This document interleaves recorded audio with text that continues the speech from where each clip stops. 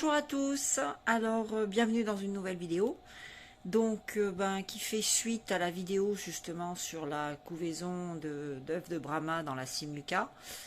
Alors tout d'abord je voulais vous dire que les œufs ont éclos, donc on va voir ça ensemble. J'ai eu un souci.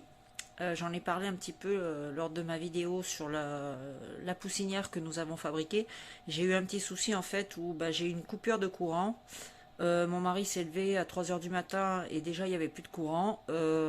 J'ai paniqué énormément parce que coupure de courant qui dit malgré que la couveuse soit hyper hermétique, qui dit perte de, perte de chaleur obligatoirement parce qu'il y a des ventilations sur les côtés. Je vous avais pas fait voir, mais sur le côté là-bas derrière il y a des ventilations qui sont ouvertes obligatoirement. Donc la chaleur s'évapore, et tout comme le taux d'hygrométrie du fait que le brumificateur qui est là ne fonctionnait pas. Donc ça a été la grosse catastrophe pour moi. J'étais dégoûtée, j'ai fait une grosse crise de panique en me disant que voilà quoi, ça allait me remettre en jeu mes œufs qui étaient super bien partis, qui avaient une bonne poche d'air, qui étaient super bien quoi. Donc sur 10 œufs, oui 10 œufs j'avais mis, les 10 étaient fécondés. Ensuite, en départ différé, j'ai rajouté une semaine plus tard 2 œufs de Brahma, mais qui seulement un était fécondé. On arrivait en fin de ponte, fin de chapelet. Donc voilà, donc il reste un œuf à l'intérieur. Et en total, sur mes 10 œufs que j'ai eu, malheureusement, la perte de courant a entraîné un retard chez certains de mes œufs. Donc je suis un peu dégoûtée. Donc au total, j'ai eu 6 naissances. Dont le dernier, il a fallu que je l'aide un petit peu parce que la poche d'air, malgré que j'avais augmenté le taux d'humidité, d'hygrométrie dans la couveuse, la poche d'air avait tendance à sécher. Il est né à J22, donc avec un jour de retard.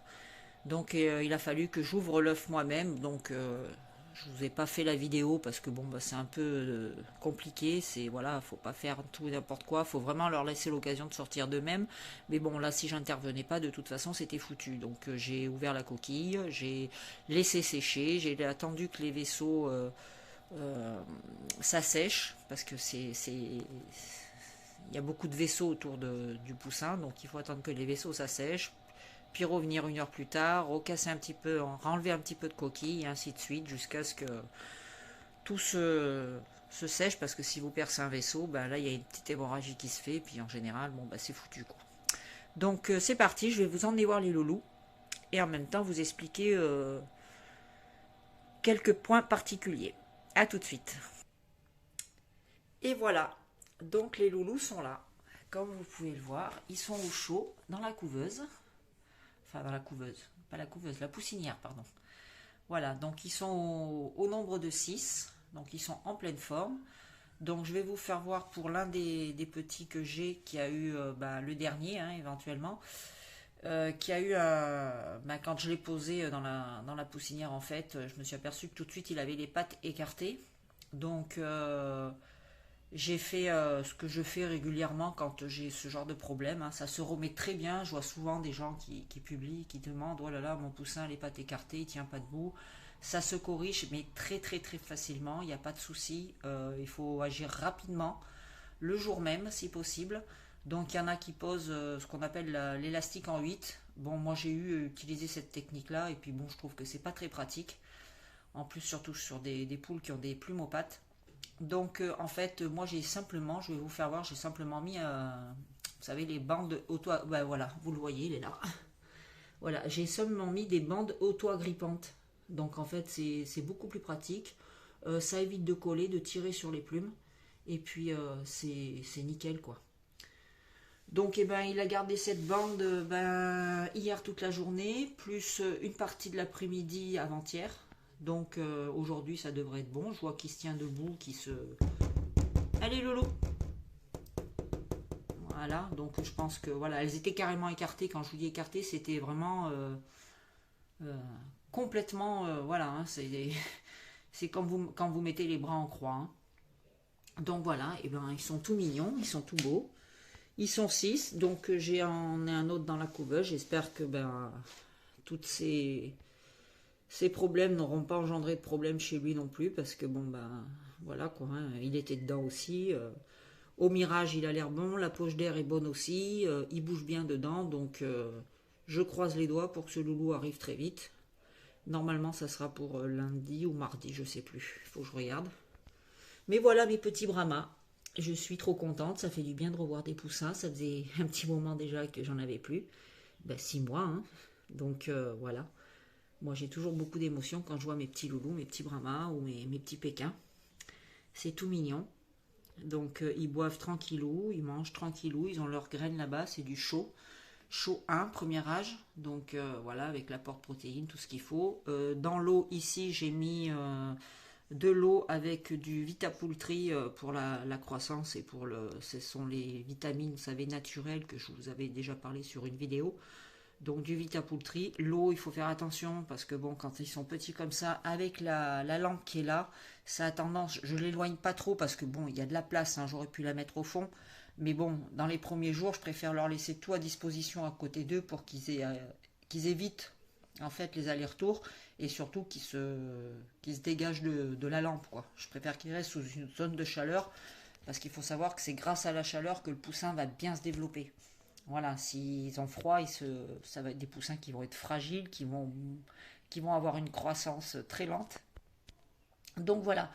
Et donc vérifier que l'eau en fait soit pas trop chaude parce que la lampe elle a un rayonnement assez important, donc l'eau commence à être tiède. Donc tous les deux jours, vider l'eau, la renouveler. Bon là je l'ai regardée, elle est nickel.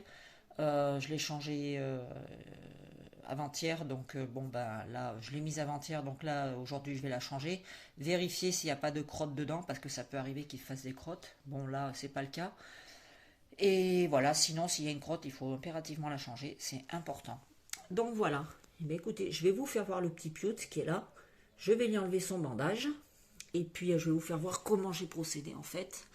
Alors je vais l'attraper et je vous reprends. Donc voilà, le système, comment je procède en fait. Vous voyez, c'est tout simple, hein. Vous enroulez autour des deux pattes, de façon à ce que ça ramène bien les pattes droit dans le prolongement, c'est-à-dire qu'elles soient plus écartées. Et puis vous allez voir très très vite, il va s'adapter. Bon, au début ça fait un peu de la peine parce qu'on a l'impression que ça l'handicape, mais non, au contraire. C'est ce qui va lui permettre de se déplacer et de prendre appui sur ses pattes et justement de les garder dans une position bien normale, quoi.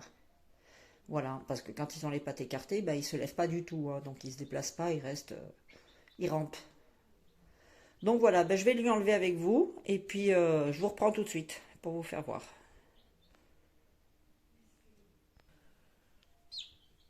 Et voilà, donc j'ai retiré le petit bandage, donc on va tester, voir tout de suite ce que ça donne. Si monsieur ou madame, je ne sais pas encore, si cette petite pépette, on va l'appeler elle, hein, on va dire que c'est une poule, hein. On espère parce que la dernière fois, 4 œufs et 4 coques, hein. Donc voilà, on va la poser puis on va voir ce que ça donne. Donc allez hop, on croise les doigts. Hop, on va passer par devant, ça sera plus facile. Et ben écoutez, je pense que c'est plutôt pas mal. Il va falloir un petit peu de temps pour qu'il récupère au niveau de... Parce que là, il est plus maintenu, hein. Avant, il avait de quoi un maintien, donc là, il est plus maintenu. Donc il va falloir qu'elle apprenne à marcher avec ce petit... à sa façon à elle, hein, et plus guidée par un élastique. Mais donc voilà. Et bien là, je la vois déjà debout, je la vois tenir sur ses pattes, donc je trouve ça déjà fabuleux parce qu'elle ne l'était pas du tout, elle était complètement à plat ventre. Donc là, il va falloir qu'elle trouve son équilibre, hein, parce que c'est normal. Comme je vous dis, il y avait l'élastique qui lui permettait de garder ses pattes bien droites, donc elle n'avait pas besoin de chercher son équilibre. Donc là, je suis super contente, satisfaite. Voilà un petit poussin qui a été sauvé. Déjà sauvé en le sortant, parce que si je ne l'avais pas sorti de sa coquille, bon bah, il ne serait pas là. Et puis en plus de ça, bon bah voilà, problème de pattes résolu. Donc c'est le top, je suis ravie. Et ben écoutez, sur ce, je ferai régulièrement des petites vidéos pour suivre l'évolution de ces loulous. Donc comme vous avez pu le voir, là en fond j'avais mis du journal Mais il faut dire que quand les poussins viennent de sortir, ils n'ont pas d'équilibre, ils n'ont rien, donc ils ne savent pas encore se tenir. Donc ils glissaient un petit peu sur le journal. Donc en attendant, je leur ai mis une serviette. Ça permet de bien se tenir, justement d'éviter des problèmes de déformation des pattes. Donc ils vont rester à peu près une bonne semaine sur cette serviette. Enfin, changer évidemment, hein, parce que comme vous pouvez le voir, ça fait des crottes. Donc ça sera changé régulièrement. Et ensuite, eh ben, ils passeront sur le journal et quand ils auront à peu près une dizaine de jours, je vais à la place du journal, enfin par-dessus le journal, là je vais mettre du sable. C'est l'idéal le sable parce que voilà, comme je vous ai dit, ça permet de les laisser picorer un peu de sable. Alors attention, le sable, on ne prend pas n'importe quel sable. Le mieux c'est d'acheter du sable pour aquarium parce que bon bah il est non traité. Voilà, ou du sable naturel de rivière, mais pareil, il faudra bien le rincer, bien le laver, parce que le sable, comme on sait, ça contient pas mal de bactéries, de cochonneries. Mais moi, pour cette fois-ci, je vais acheter du sable d'aquarium. Hein, voilà, je mettrai un petit sac. C'est utile pour récupérer les crottes aussi, c'est beaucoup plus propre. Ça leur permet de manger des petits grains de cailloux qui vont les aider à digérer au niveau des graines. Et puis, ben, ça maintient la chaleur aussi. Voilà, donc c'est moins humide que si on mettait du copeau, de la paille ou des trucs comme ça. C'est moins humide, donc c'est en fait c'est tout en un. Donc voilà. Et bien écoutez, sur ce, je vais vous laisser. Je vous dis à très vite pour la suite et puis je vous souhaite à tous une bonne journée. Ciao.